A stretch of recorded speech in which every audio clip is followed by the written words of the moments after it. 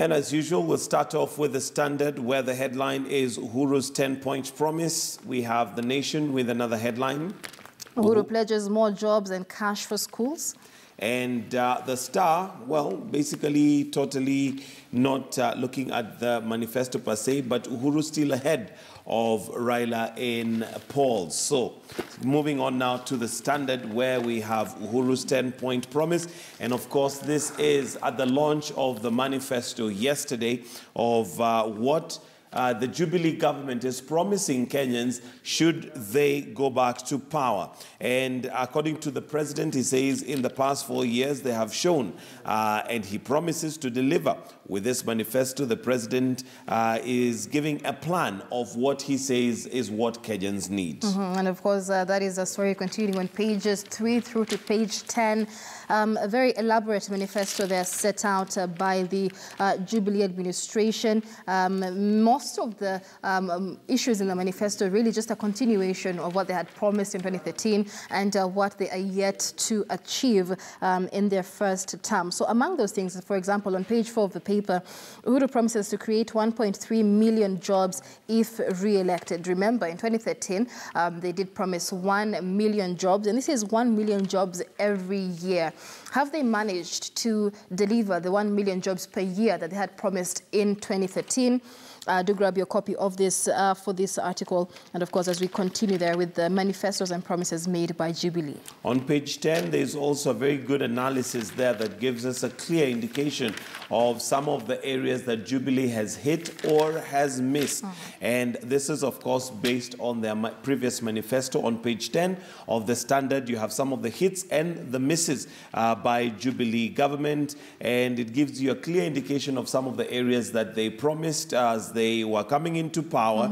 And some of them they have kept, others they may not have kept, others maybe are 50-50. So get yourself a copy of the Standard, and that'll give you a great analysis of some of those hits and misses. Absolutely, and it's actually a very elaborate article on page 10 of what they promised in 2013, how far they've gone in that implementation, and what they are promising in 2017.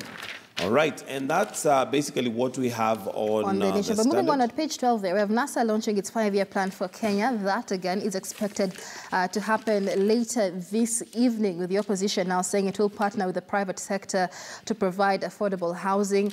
Remember, just hours after Jubilee's manifesto, the opposition has also come out to criticize that manifesto as a repeat of what they promised in 2013. So what will they have that is new in their manifesto for the opposition? That we will wait and see later today. On page 20, in case you'd like to see, well, the two sides in terms of the decision that was made by the Supreme Court, we have Mutula Kilonzo and Laboso differing over the ruling, and it gives you clear details of how they see it, depending on which side of the divide that you're looking at it from, or which side of the page you're reading it from.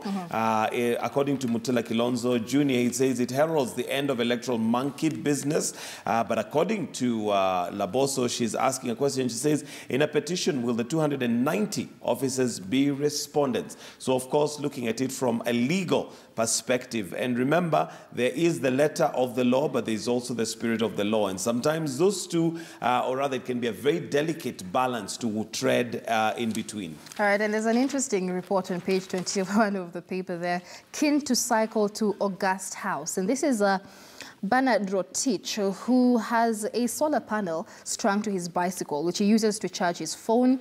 And a bicycle is all he has. But he is optimistic that he will clinch a position come August 8th. I believe he's running as a member of county assembly. So it's quite an interesting report there, especially in the wake of the extravagant campaigns that we've seen in the country. And I'm looking forward to a time where in Kenya you're elected, not because of how much money you have, but because you have got a plan for this country, and that your manifesto, in quote unquote, is one that people can look forward to. Right, and I think there's an interesting read here on the Financial Standard. That is on page 23 of the paper.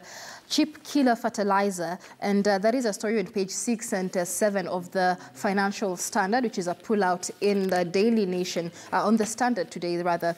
And so it's a rather interesting report, just to be keen on our health. So how KEBS is about to pressure to allow import of killer fertilizer fertilizers. The latest lab tests show that any level of cadmium, which is in these fertilizers in the crop chain, has the potential to cause cancer and kidney diseases. So it's something for farmers in the country to be very wary about. Cheaper fertilizer does not necessarily mean that it is the best in the market. And yes, just before we move away from the Standard, you've actually got the manifesto, the Jubilee manifesto right there.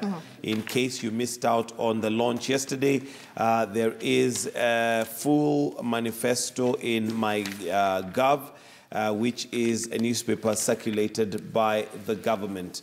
Moving on now to the Daily Nation, where we have the headlines: Uhuru pledges more jobs, cash for schools. Now, on the Nation, you've also got an analysis on the right end of the newspaper with what the Jubilee duo promised in 2013. And of course, you be the judge as to what they have managed to deliver and what possibly has remained as undelivered so far, despite the fact that they now are making more pledges for Kenyans in their manifesto. And according to one of the NASA principals, they were saying that an incumbent government should not be giving a manifesto, rather they should be giving a scorecard. And of course, moving on to page 10, something that is still continuing and has stopped making headlines now, so to speak. Governors are now urging nurses to end their strike. It's been 22 days now since nurses went on strike. We're seeing both the Council of Governors as well as doctors, the Doctors Union now urging a quick end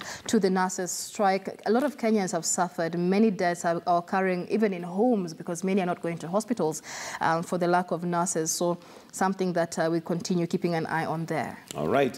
On page 14, there is a cartoon there that basically describes one of the supermarket chains in the country, which seems to literally, according to this cartoon, be falling apart. That's on page 14 of the Nation. Right.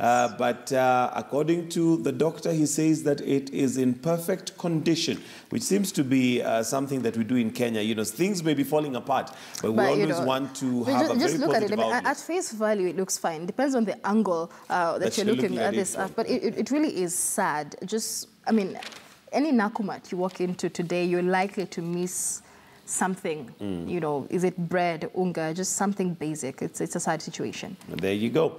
So 2017 election on page 19 of the Nation, a thorny issue, and this is to do with women. And you have there the Speaker silenced calls for rule on sexual harassment, and they say a picture speaks 1,000 words, and there's a picture there of Millie Odhiambo basically doing what she does pretty good, and that is shouting down whatever it is that she was shouting down. And I can say I have first-hand experience of, well, how loud it can get. And of course, she brought up the issue of sexual violence and said this is one of the things that should have been addressed by Parliament, saying that her herself had been sexually violated in the House and no action was taken. So we will continue this conversation later on. We'll be speaking to nominated Senator Beatrice Elachi on our dawn debate. We will get her thoughts on the same issue and whether the issue of sexual harassment in politics, and especially in Parliament, is one that needs to be addressed. All right, and now moving on to The Star, where we have the headlines: Uhuru still ahead of Raila, according to a poll, and Star survey shows Uhuru is still 9 points ahead of opposition leader since similar polls in May. Undecided stands at 12%. So, of course, that is what some would refer to as the swing vote, the 12% that basically have not made up their mind as to who they would want as their next president in this country. All right. And, of course, moving on to page 6, a continuation of the Jubilee manifesto. Uhuru pledges 6.5 million jobs as he launches the new manifesto. So 1.3 million jobs annually would translate to about 6.5 million jobs at the end of the 5-year tenure. The question is, have they delivered 5 million jobs as they had promised in 2013? Something we'll be discussing later on the political point. Do stay tuned for that conversation. Page 12, an interesting, not political issue here, but I think one that is likely to affect us one time or the other. And this is one that we might have a debate here soon on Morning Express. Express. And plastic bag makers rush to clear stock because there is a deadline that's coming. And I was talking to one of the experts, and they were saying that it's a little bit like the digital migration, where worldwide there is going to be a ban of plastics. So whether we bury our heads in the sand right now as Kenya and say we are not ready to do it now, at some point it is going to happen. It is going to happen. And it has been moved several times, but of course we have manufacturers saying that the issue is job losses and the closure of factories. But the truth of the matter is, at some point it will have to happen. So, and I've been it's a bit of culture shock, because I kept going to Nakumatt and they have these the Nakumatt bags that they sell. But every time, I mean, how often do you carry that bag with you? Because you just pop into Nakumatt in the middle of the day, and if you don't have that bag, they give you a very big, ugly box. So it really forces you to carry that. Yeah, what will happen is that now that's habit, but we'll have to now form a new habit where if you're going to shop, you'll have to plan a little bit more, such that you'll carry that bag, and that just helps us save the environment. Some of the habits that we have right now are just habits that we've developed over time, but we may have to challenge them as we go along. This is Morning Express. It is now just about 27 minutes after 6, and we're going to take a short break.